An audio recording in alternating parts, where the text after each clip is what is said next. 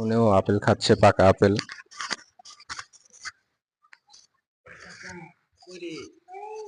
আসো,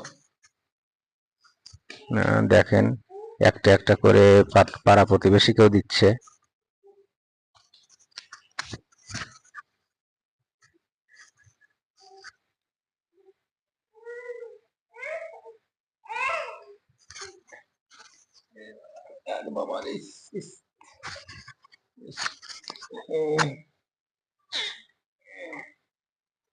দেখেন এখানে শুকুর বন্দি করে রাখছে, শুকুর পোষে।